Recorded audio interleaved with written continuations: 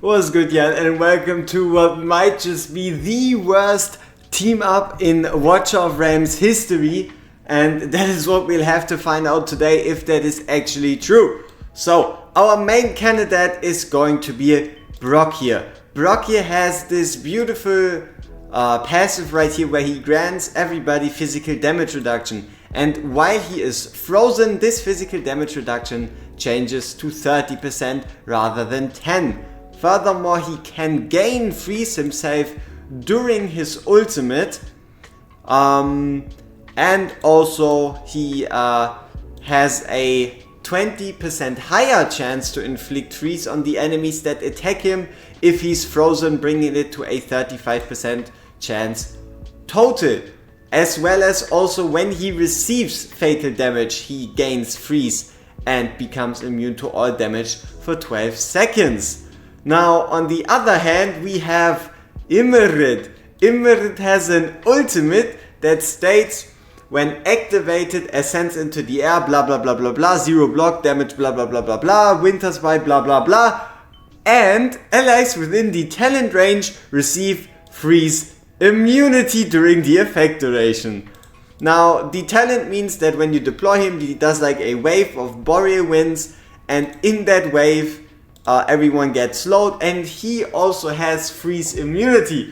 Now, what happens if we place Immerid down first? Right, check the talent range, right? You see that he has like this big circle around him, which is probably, I would say, if I had to guess, these tiles around him.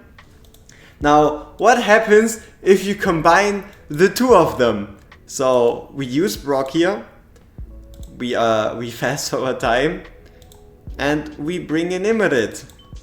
What were to happen if we now, come on, focus, if we now were to trigger Immerid's ultimate and then trigger Brock's ultimate? Because we can easily check it by clicking on the debuff right here where it says physical damage reduction equals 10%. If Brock here freezes himself, that should jump up to 60%. So here we go. We jump into the sky, we activate the ability. Brock here is now immune to freeze. Okay? And now if we activate the ultimate, what happens? He still gets frozen.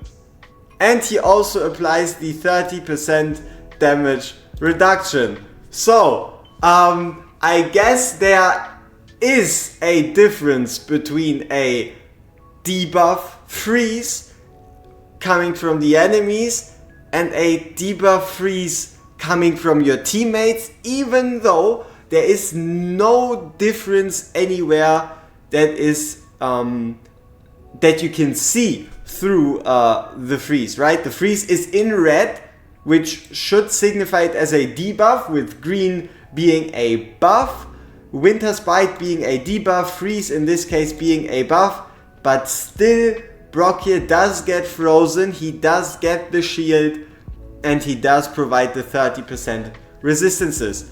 Now, something else that is a little bit more of a bug with Brock here, let's see if that still is the case. We pull out Brock here, and what you're gonna notice is that on Immerid, we currently still have a 30% magic damage reduction, and Brock here is gone. The ultimate would have been already over, and you still see the swirls around him, which signifies the 30% reduction.